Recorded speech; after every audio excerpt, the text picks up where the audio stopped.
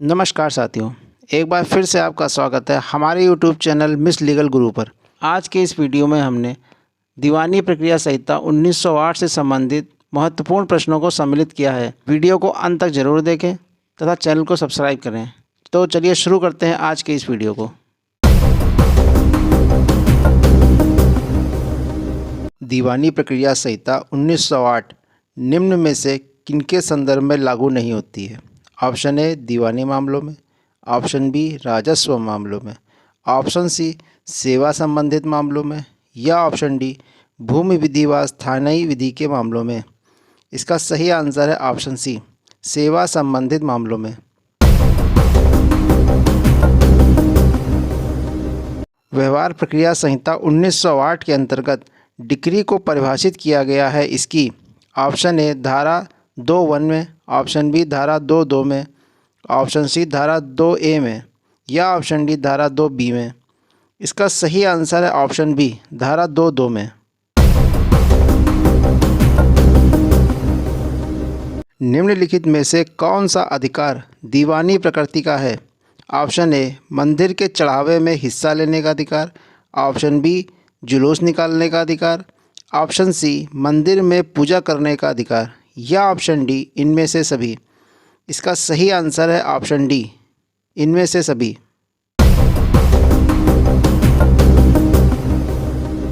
Civil प्रक्रिया संहिता की किस धारा में प्रांग न्याय का सिद्धांत से संबंधित उपबंध दिया गया है? ऑप्शन ए धारा 11, ऑप्शन बी धारा 10, ऑप्शन सी धारा 12 या ऑप्शन डी धारा 13। इसका सही आंसर है ऑप्शन ए धारा 11। सर्वोच्च न्यायालय के निम्नलिखित ऐतिहासिक फैसलों में से किसका संबंध रिट पिटीशन में रेस जुडिकेटा के लागू होने से है? ऑप्शन ए सत्यधन घोषाल बनाम देवराजिन देवी, ऑप्शन बी दरायो बनाम यूपी सरकार, ऑप्शन सी जीवन बीमा निगम बनाम इंडिया ऑटोमोबाइल्स एंड कंपनी या ऑप्शन डी उपर्युक्त में से कोई नहीं। इसका सही आंसर है ऑप्शन बी दरायो बनाम यूपी सरकार।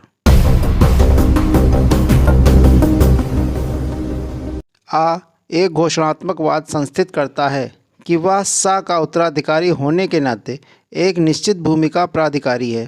वाद खारिज कर दिया जाता है। पश्चातवर्ती वाद का दावा प्रतिकूल कब्जे के आधार पर किया गया।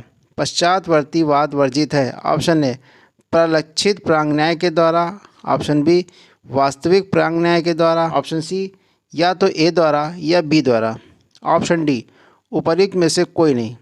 इसका सही आंसर है ऑप्शन ए प्रलक्षित प्रांग न्याय के द्वारा। मुंबई में रहने वाला मोहन दिल्ली में सोहन से मारपीट करता है। सोहन मोहन के विरुद्ध वाद ला सकेगा। ऑप्शन ए केवल मुंबई में, ऑप्शन बी केवल दिल्ली में, ऑप्शन सी मुंबई में अथवा दिल्ली में या ऑप्शन डी इनमें से कोई नहीं। इसका सही आंसर है ऑप्शन सी मुंबई में अथवा दिल्ली में।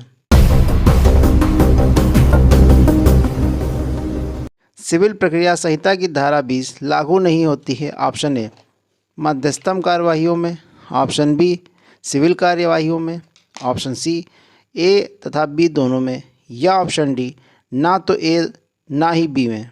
इसका सही आंसर है ऑप्शन ए मध्यस्थम कार्यवाहियों में।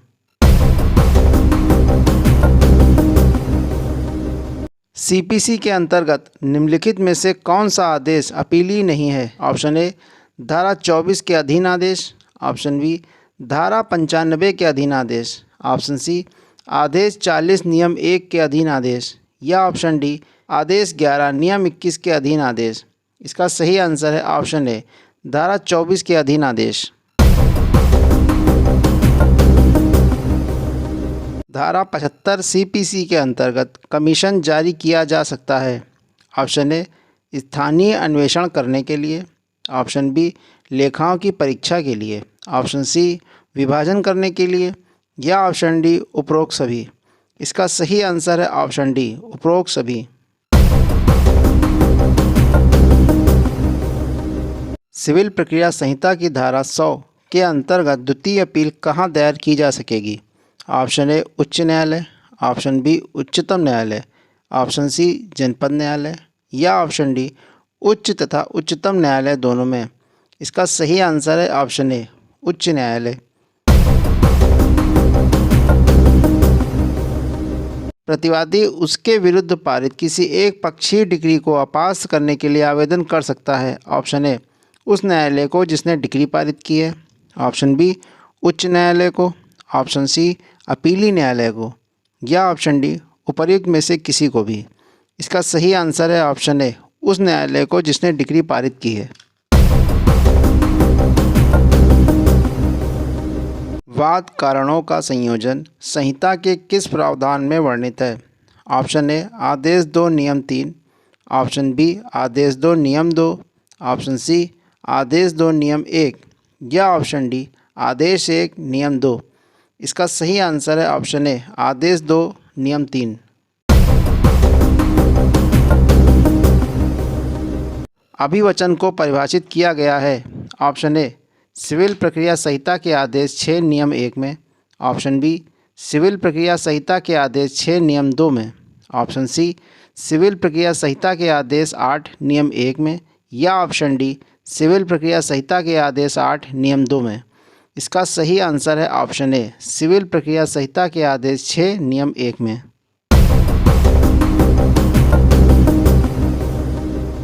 अभिवचन अवश्य हस्ताक्षरित होना चाहिए। ऑप्शन ए, केवल पक्षकार द्वारा।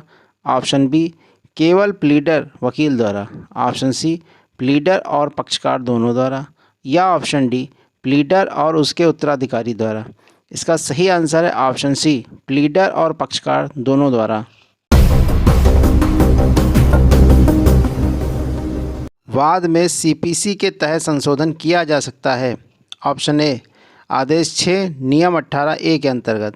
ऑप्शन बी, आदेश 6 नियम 18 के अंतर्गत। ऑप्शन सी, आदेश 6 नियम 16 के अंतर्गत। या ऑप्शन डी, आदेश 6 नियम 17 के अंतर्गत। इसका सही आंसर है ऑप्शन डी, आदेश 6 नियम 17 के अंतर्गत।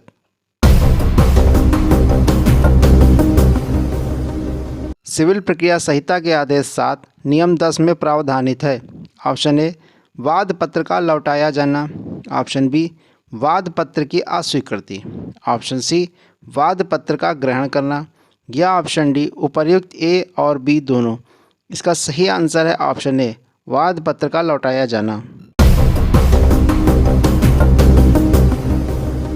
जहां वाद पत्र 2 प्रतियों में फाइल नहीं किया गया हो, तब न्यायालय ऐसे वाद पत्र को ऑप्शन ए, लौटा सकेगा। ऑप्शन बी, नामंजूर कर सकेगा। ऑप्शन सी, खारिज कर सकेगा। या ऑप्शन डी, मंजूर कर सकेगा। इसका सही आंसर है ऑप्शन बी, नामंजूर कर सकेगा। सिविल प्रक्रिया संहिता के निम्न में से किस प्रावधान के अंतर्गत वाद पत्र का निरस्तीकरण बताया गया है? ऑप्शन ए, आदेश 7 नियम 11 में। ऑप्शन बी, आदेश 6 नियम 13 में। ऑप्शन सी, आदेश 7 नियम 12 में। या ऑप्शन डी, आदेश 8 नियम 4 में।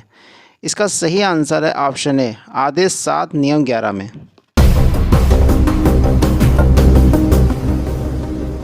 मुजराई का दावा किया जा सकता है। ऑप्शन ए, किसी भी वाद में। ऑप्शन बी, धन वसूली के वाद में। ऑप्शन सी, कब्जे के लिए वाद में। या ऑप्शन डी, ए एवं बी दोनों में। इसका सही आंसर है ऑप्शन बी, धन वसूली के वाद में। दीवानी प्रक्रिया संहिता के निम्नलिखित में से कौन से आदेश और नियम विवादज्ञों की विरचना का प्रावधान करते हैं? ऑप्शन ए, आदेश 13 नियम 1। ऑप्शन बी, आदेश 14 नियम 1। ऑप्शन सी, आदेश 14 नियम 2। या ऑप्शन डी, आदेश 14 नियम 5। इसका सही आंसर है ऑप्शन बी, आदेश 14 नियम 1। किसी प्रकरण की सुनवाई पूर्ण कर लेने पर कितने समय में न्यायालय को निर्णय सुना देना चाहिए? ऑप्शन ए, तुरंत। ऑप्शन बी, 10 दिन से 25 दिन के बीच। ऑप्शन सी, 15 दिन। या ऑप्शन डी, इनमें से कोई नहीं। इसका सही आंसर है ऑप्शन ए, तुरंत। निर्णय में होगा ऑप्शन ए, मामले का संक्षिप्त विवरण। ऑप्शन बी, विवादज्ञ। ऑप्शन सी, विनिश्चय और उसके कारण। या ऑप्शन डी, उपरोक्त सभी। इसका सही आंसर है ऑप्शन डी, उपर्युक्त सभी। निर्णय लेने के पश्चात अज्ञप्ति तैयार करने के लिए न्यायालय को अधिकतम कितना समय दीवानी प्रक्रिया संहिता में दिया गया है? ऑप्शन ए 15 दिन, ऑप्शन बी 30 दिन, ऑप्शन सी 45 दिन या ऑप्शन डी 60 दिन। इसका सही आंसर है ऑप्शन ए 15 दिन।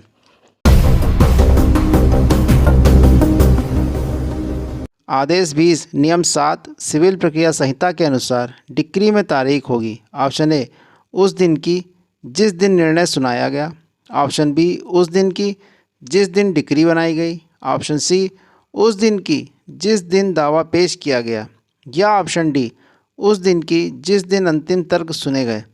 इसका सही आंसर है ऑप्शन ए उस दिन जिस दिन निर्णय सुनाया गया।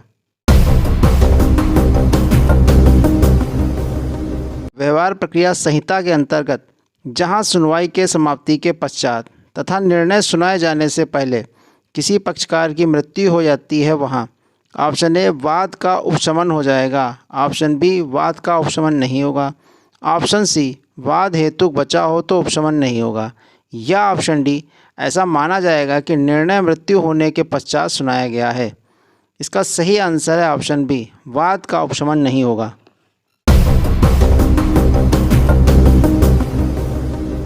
क्या अवयस्क एकमात्र वादी वयस्क होने पर अपने नाम से वाद मित्र द्वारा दायर वाद को अयुक्ति युक्त या अनुचित होने के आधार पर खारिज कराने हेतु आवेदन दे सकेगा?